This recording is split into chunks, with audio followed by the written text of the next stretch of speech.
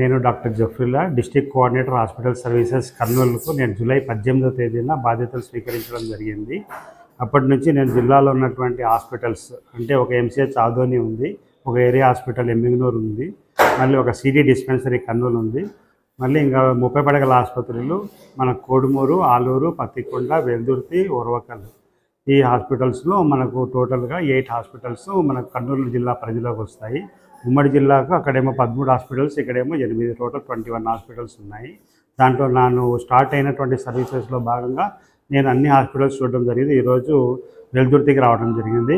Veldurthi also 30 bedded CSC, 30 పడకల సామాజిక ఆరోగ్య కేంద్రము, మంచి భవనము, బాగా ఇప్పుడు గుడ్ అకామిడేషన్తో, పేషెంట్స్కు మంచి ఫెసిలిటీస్తో, అన్ని రకాల ఫెసిలిటీస్ అవైలబుల్ ఉన్నాయి.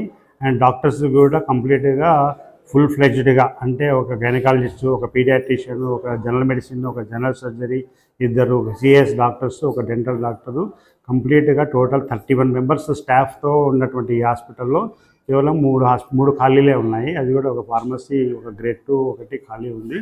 అట్ ద సేమ్ టైం ఒక జీడిఎం ఏమో రిజైన్ చేస్తామన్నారు. దాని తర్వాత ఒక ల్యాబ్ హెడ్ నర్స్ అనే పోస్ట్ ఒకటి ఖాళీ ఉంది. ఇవి 2 పోస్టులు pharmacy grade 2 and this thing మన పైనుంచి రావాలి. మనకు జీడీఐ పోస్టులు ఏమో మనకు జిల్లా పరిధిలో కమిటీలోనే మేమే ఫిల్అప్ చేస్తాము. కంప్లీట్ 30 బెడ్స్ ఉన్నా కూడా ఇక్కడ ఎక్కువ మంది పేషెంట్స్, అంటే ఫంక్షనల్ బెడ్స్ దాదాపు 50 నుంచి 60 వరకు జరుగుతూ ఉన్నాయి. అంటే 30 పడకల ఆసుపత్రిలో 60 పడకల సామర్థ్యంతో మనకు నడుస్తూ ఉంది. అంటే డాక్టర్స్ యొక్క సిన్సియారిటీ అండ్ దేర్ సర్వీసెస్తో సాటిస్ఫై అయ్యి వెల్దుర్తి ప్రజలంతా, ఇటువైపు చుట్టుపక్కల ఉన్న ప్రజలంతా మంచిగా సర్వీసెస్ తీసుకుంటున్నారు. ఇక్కడ చూసినాను డాక్టర్స్ కూడా రీసెంట్గా జనరల్ సర్జన్ కూడా జాయిన్ అయ్యారు. ఫ్రెషర్ యంగ్స్టర్ 1.5 month అయింది.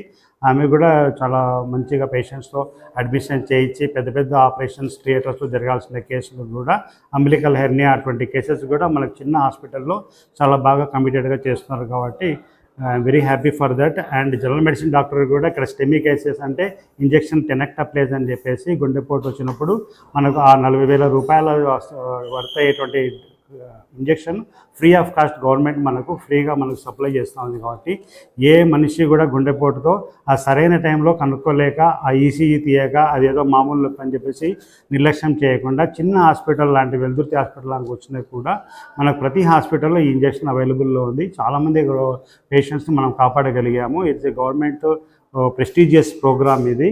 ఇంకా పేషెంట్స్కి వచ్చినటువంటి ప్రతి పేషెంటు అసలు రెఫరల్ అనేటువంటిది జరగకుండా ప్రతి విషయంలో కూడా సదుపాయం కేటాయించడంలో నెల మేము రివ్యూ చేసుకుంటా ఉన్నాము. డాక్టర్స్తో కూడా పర్సనల్గా మాట్లాడినాను. ఖచ్చితంగా సమయపాలన మీద ముఖాధారిత హాజరు అనేటువంటిది ఎఫ్ఆర్ఎస్ సిస్టంలో ప్రజెంట్గా అన్ని హాస్పిటల్స్తో చూస్తూ ఉన్నాము. 9 నుంచి 4 గంటల వరకు ఒక రకమైన సేవలు, 4 తర్వాత మళ్ళీ నెక్స్ట్ డే 9 o'clock వరకు కూడా డాక్టర్స్ డ్యూటీలో స్టే డ్యూటీ పరంగా ఉండేటట్టుగా మనం చర్యలు తీసుకుంటూ ఉన్నాము. ఉన్నప్పుడు ప్రతి హాస్పిటల్లో వచ్చినటువంటి ప్రతి పేషెంట్ కూడా వచ్చేటప్పుడు వాళ్ళు ఆధార్ కార్డును, ఫోన్ నంబర్ను ఖచ్చితంగా తీసుకొని వస్తే, ఇంకా ఎన్టీఆర్ వైద్య సేవ కార్డులు తీసుకొని వస్తే మనం ఇంకా మెరుగైనటువంటి వైద్య సదుపాయం చేయొచ్చు. ఆయుష్మాన్ భారత్ ప్రోగ్రాం కింద మన నేషనల్ వైడ్లో పేషెంట్ హాస్పిటల్కి వస్తే ఒక్కసారి ఆయుష్మాన్ భారత్ ఐడి జనరేట్ అయిందంటే తను ఎన్నిసార్లు భవిష్యత్తులో వచ్చినా కూడా గత కాలంలో జరిగినటువంటి చికిత్స వివరాలు, ల్యాబ్ పరీక్ష వివరాలు ప్రతి ఒక్కటి మనకు ఆ డాక్టర్కి ట్రీట్ చేసే ముందు మొత్తం హిస్టరీ అంతా వస్తుంది. కాబట్టి ప్రజలను మోటివేట్ చేస్తాను. కొంతమంది ఆధార్ కార్డు తీసుకొస్తారు, కొంతమంది కంగారులో 2 తీసుకురారు. అటువంటి వాళ్ళకు కూడా నచ్చేపి మనది భవిష్యత్తులో అన్నీ బాగా వచ్చేటట్టుగా చర్యలు తీసుకుంటున్నాము. ఆరోగ్యశ్రీ అది ఎన్టీఆర్ వైద్య సేవలో మనం ప్రతి పేషెంట్ ఓపీడీలో మనం 100 మంది చూస్తే ఒక 15% ఇన్పేషెంట్ వచ్చే విధంగా వాళ్ళకు పరీక్షించి అవసరమైతే వాళ్ళని ఇక్కడ అడ్మిట్ చేసి ఐపీ సేవలు కూడా చేయాలి. ఐపీ సేవలు చేయడంతో పాటు ఎన్టీఆర్ వైద్య సేవ పరిధిలో వచ్చేటట్టుగా వాళ్ళ కోర్స్ ఇచ్చి మంచి భోజనము, మంచి సర్వీసెస్ హాస్పిటల్స్లో ఇచ్చే విధంగా మనము చర్యలు తీసుకోవడం జరుగుతూ ఉంది. ప్రతి హాస్పిటల్లో కూడా ఈ ఆయుష్మాన్ భారత్ సేవలు ఇప్పుడు ఈహెచ్ఆర్ ఎలక్ట్రానిక్ హెల్త్ రికార్డ్ మీద బాగా ఎక్కువ కాన్సన్ట్రేట్ చేయమన్నారు. అదేవిధంగా ఇప్పుడు మనం వచ్చినటువంటి పేషెంట్స్కు శానిటేషన్ సౌకర్యము, సెక్యూరిటీ సౌకర్యం కూడా మనం ఏర్పాటు చేసి ఆ పడకల స్థాయిలో కాకుండా పెద్ద పెద్ద హాస్పిటల్స్కు స్టాఫ్ అయితే తక్కువైనారు. కాబట్టి వాళ్లకు సామర్థ్యము, మంచాల సామర్థ్యం కాకుండా ఫంక్షనల్ బెడ్స్ మీద వాళ్ళకు ప్రపోర్షనల్ ఇవ్వటం కానీ, విస్తీర్ణం పరంగా కూడా మనము ఉద్యోగాలు ఇచ్చే విధంగా అక్కడ ఏజెన్సీలో మనకు నంబర్ పెంచే విధంగా కూడా చర్యలు తీసుకుంటూ ఉన్నాము. ఏ హాస్పిటల్లో కూడా ఈ మందు లేదు, ఈ పరీక్ష లేదు అనేది కాకుండా ఖచ్చితంగా మెడికల్ సూపరింటెండెంట్స్కి ఇన్స్ట్రక్షన్ ఇవ్వడం జరిగింది.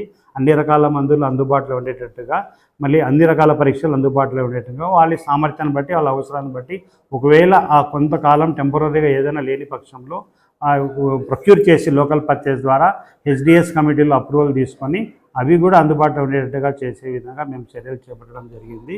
ఆసుపత్రి అయితే Veldurthi is very good number of surgeries are going on. చాలా మటుకు సాధారణ కాన్పులు చేస్తూ ఉన్నారు. మరీ అవసరమైతే మంచి ఆపరేషన్ థియేటర్ కూడా ఉంది. డాక్టర్ గారు ఇంకొక ఆపరేషన్ థియేటర్తో పాటు ఇంకొక సెప్టిక్ థియేటర్ కూడా ఉంటే బాగుంటుంది, మనకు ఇంకా వేరే ఇన్ఫెక్షన్ కేసెస్ చేసుకోవడానికి ఒక టేబుల్ అవసరం కూడా అన్నారు.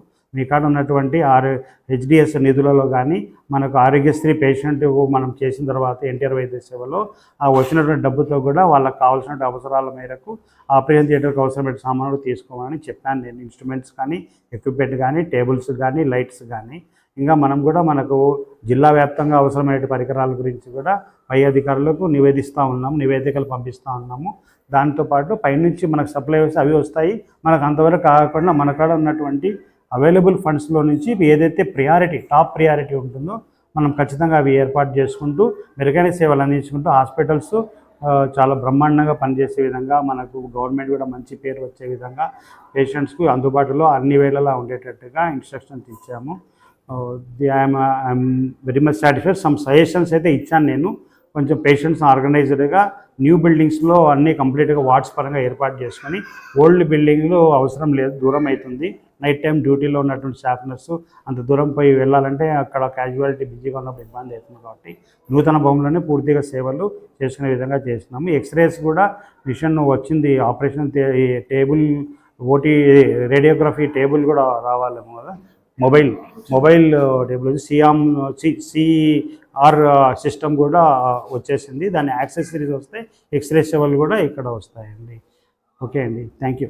ఏర్పాటు చేసుకోవచ్చు. మన ముఖ్యమైనటువంటి ప్రైమ్ ఏరియాస్ క్యాజువాలిటీ కానీ, లేబర్ రూమ్లో బేబీస్ని లిఫ్టింగ్ కూడా ఉంటుంది. కాబట్టి రకరకాల ప్రజలు ఉంటారు. మనకు సేఫ్టీ పరంగా సీసీటీవీ కెమెరా సిస్టమ్ కూడా తీసుకొని మీరు ఏర్పాటు చేసుకోవచ్చు.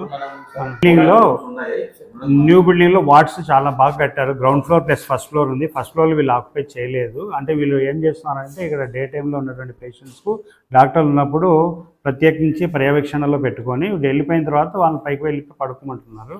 కానీ నేను పైన ఉన్నటువంటి వార్డు నిర్దేశించిన వార్డులలో ఒక డిసిగ్నేషన్, అంటే ఇది డెలివరీ రూమ్లకు ఈ పేషెంట్లకు ఈ వార్డు, ఆపరేషన్ చేసిన వాళ్ళకి ఈ వార్డు, మెడిసిన్ కింద జనరల్ మెడిసిన్ కింద అడ్మిట్ అయిన ఈ వార్డు, పిల్లలకి ఈ వార్డు, అట్లా కేటాయింపు చేసుకొని అక్కడ ఒక సిస్టర్ని ఏర్పాటు చేసి అక్కడ సిస్టర్ అక్కడే వైద్య సేవలు అందే విధంగా ఉంటుంది.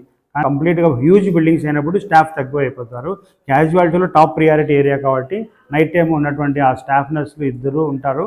ఆ ఇద్దరు మొత్తం ఇంత బిల్డింగ్లో చూసుకోవాలంటే కష్టం. కాబట్టి నైట్ టైం వాళ్ళే పేషెంట్లను కంప్లీట్గా ట్రీట్మెంట్ ఇచ్చేసి పైకి పడుకునే విధంగా ఏర్పాటు చేస్తున్నారు. ఇంకా సీసీటీవీ కెమెరా గురించి అడిగారు కాబట్టి that is also important suggestion.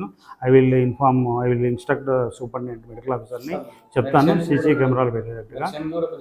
Complete government అయితే ఒక సిస్టమేటిక్గా ఈ ఔషధి ద్వారా ప్రతి హాస్పిటల్కు కొంత బడ్జెట్ని కేటాయించింది. వాళ్ళు బడ్జెట్ను క్వార్టర్స్ లాగా first quarter, second quarter, third quarter, fourth quarter 4 క్వార్టర్లలో వాళ్ళు ఇండియన్ రెగ్యులర్గా పెట్టుకుంటా ఉంటే దాంతో పాటు మందులతో పాటు రియేజెంట్స్ కూడా ల్యాబ్ సంబంధించిన ఎక్విప్మెంట్ రియేజెంట్స్ కూడా సప్లై అవుతూ ఉంటాయి. ఏదైనా పక్షంలో ఏదైనా డాక్టర్, ఇప్పుడు ఒక జనరల్ సర్జన్ డాక్టర్ లేకుండా ఉండే, ఇప్పుడు ఆ జనరల్ సర్జరీ డాక్టర్ వచ్చినప్పుడు ఆమెకు కొన్ని ప్రత్యేకమైనటువంటి ఫ్యూచర్ మెటీరియల్స్ కానీ, దానికి కావాల్సినటువంటి స్పెషల్ డ్రగ్స్ కానీ ఏమన్నా అడిగితే ఆ డాక్టర్లతో చర్చించి వాళ్ళకి కావాల్సినటువంటి అవసరం మేరకు మనము అడిషనల్గా ఏదైనా డ్రగ్స్ మనము పైనుంచి ఫ్రీగా మనకు సప్లై చేసుకునే ఏర్పాటు చేసుకోవటము. పైనుంచి రాని పక్షంలో మనకు అవసరం అయితే ఖచ్చితంగా పేషెంట్కి మాత్రం రాయకుండా మనకున్నటువంటి లోకల్ పర్చేజెస్ అనేటువంటి ప్రొవిజన్ కూడా ఉంటుంది. 5,000 మించకుండా బిల్ చేసుకుంటే ఆడిట్లో కూడా అభ్యంతరాలు ఉండవు. అది మళ్ళీ ఎంత రోజుల్లో మనకు ఎన్నికి సరఫరా అయ్యే అవకాశం ఉంది పరిగణనలోకి తీసుకొని ఎంతమందికి ఈ మందులు అవసరం ఉన్నాయని చెప్పేసి మనం కనుక్కొని అడ్డదిడ్డంగా ఏదన్నా ఒక క్యాల్కులేషన్ లేకుండా ఊరికి ఇష్టానుసారంగా కొని డబ్బులు వేస్ట్ చేయకుండా ప్రజాధనానికి విలువ ఇస్తూ లోకల్ పర్చేజెస్లో మనము ఆమోదం తీసుకొని హాస్పిటల్ అడ్వైజరీ కమిటీ యొక్క ఆమోదంతో ఈ మందులు అవసరం అవుతున్నాయి కాబట్టి ఇవి కొనాల్సి వచ్చిందంటే ఒక రీజనబుల్ ఎక్స్ప్లెనేషన్తో అయితే ఖచ్చితంగా తీసుకోవచ్చు. ఏ రకమైన ల్యాబ్ పరీక్ష కానీ, ఏ రకమైన మందులు కానీ పేషెంట్కు బయటికి రాసే ప్రసక్తే ఉండకూడదు అని ఖచ్చితమైన ఆదేశాలు అందరి సమక్షంలో చెప్పాను నేను. ఏదైనా మీకు అవసరమైతే డాక్టర్తో వచ్చి డిస్కస్ చేసి అది ప్రొక్యూర్మెంట్ చేసుకునే విధంగా వాళ్ళ పరిధిలో కాకపోతే మా దృష్టి తీసుకొస్తే జిల్లా అధికారిగా మేము కూడా పైకి ఎస్కలేట్ చేసి ఖచ్చితంగా ఇవి మనం ఏర్పాటు చేసే అవకాశం ఉంది. Government is ready to provide everything at rural level అన్నమాట. అందుకని మనము మన దృష్టికి వచ్చే ప్రతి సమస్యను పరిష్కరిస్తాము. Patient satisfaction is very important for the hospital. Patient లోపలికి వచ్చినప్పటి నుంచి బయటికి ఎంత తొందరగా వెళ్ళిపోతున్నాడు అనేది కూడా చాలా ఇంపార్టెంట్. అనవసరంగా పొద్దున 9 గంటలకు వచ్చిన పేషెంట్ని సాయంత్రం 4 వరకు ఊరికే ఆ పరీక్షలు ఈ పరీక్షలు అంటూ అవి రిపోర్ట్ చేయకుండా ఆ టైంలో డాక్టర్ అందుబాటులో లేకుండా ఒక డిస్సాటిస్ఫాక్షన్ పోయే అవకాశం ఉంది. కాబట్టి వచ్చిన పేషెంట్ను ఆయన యొక్క సమయానికి విలువనిచ్చి త్వరితగతిన ఆ సేవలు అందించి వెంటనే మనము పంపించే విధంగా ఏర్పాటు చేయాలని స్టాఫ్ నర్సుల కాడ నుంచి హెడ్ నర్సు, ఇంకా హెడ్ నర్స్ లేరు ఇక్కడ, ఒక స్టాఫ్ నర్సు ఇన్ఛార్జ్ ఇచ్చి ఆమెను పర్యవేక్షిస్తూ ఉండే విధంగా ఏర్పాటు చేసి డాక్టర్స్కు సిబ్బందికి అందరికీ మేము ఆదేశాలు ఇచ్చాము. ల్యాబ్ అనేటువంటిది చిన్న రూమ్లో అలా సరిపోయింది. కానీ ఇప్పుడు government is providing lot of equipment. అంటే ఒక ఆటోమేటిక్ అనలైజర్, అది 18 లక్షల రూపాయల కాస్ట్ ఉన్నటువంటి ఒక ఫుల్లీ ఆటోమేటిక్ అనలైజర్ను మనము ల్యాబ్స్కి కూడా ఇచ్చేసినారన్నమాట. అంటే చిన్న 30 బెడెడ్ హాస్పిటల్స్కి కూడా గవర్నమెంట్ ఇచ్చింది. అంటే government wants to give lot of provision to the patient. అటువంటి పరిస్థితుల్లో ఇవి వచ్చేసినాయి. కాబట్టి మనకు ఉన్నటువంటి రూమ్స్ వాళ్ళైతే డిజిగ్నేషన్ ఏదో కట్టేసి ఉంటారు, కానీ మన అవసరం మేరకు మనకు ఉన్నటువంటి గదుల్లో ఏదైనా గదిని దాని పరంగా ఉపయోగించడానికి ఏమాత్రం ఎవరు అడ్డం చెప్పరు. అది రూల్స్ వ్యతిరేకం ఏం కాదు.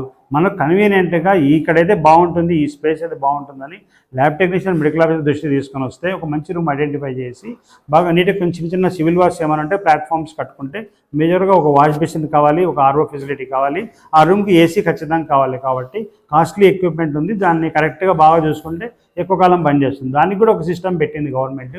సైరిక్స్ అనే ఏజెన్సీ వాళ్ళు మనకు ఏదైనా ఎక్విప్మెంట్ పనిచేయకపోతే వీళ్ళు ఇక్కడ ఉన్నటువంటి స్టాఫ్ ఒకటి రైజ్ చేయాలి, కంప్లైంట్ రైజ్ చేయాలి. కంప్లైంట్ రైజ్ చేసిన వెంటనే ఎంత లోపల అది వచ్చి వాళ్ళు విజిట్ చేసి కరెక్షన్ చేయాలనేటువంటిది కూడా మెమోరాండం ఆఫ్ అండర్స్టాండింగ్లో ఇచ్చినారు. ఒకవేళ వాళ్ళు నిర్దేశించినట్టు కాలం కాకుండా ఎక్కువ టైం తీసుకుంటే వాళ్లకు ఫైన్ కూడా ఇంపోజ్ చేస్తుంది గవర్నమెంట్. కాబట్టి ఖచ్చితంగా వీళ్ళు చెప్పింది ఆలస్యం వచ్చి వాళ్ళు రిపేర్ చేయాలి. సో ప్రతి ఎక్విప్మెంట్ కూడా ఫోర్స్లో రన్నింగ్లో ఉండే విధంగా government is taking action. Okay అండి, థ్యాంక్ యూ.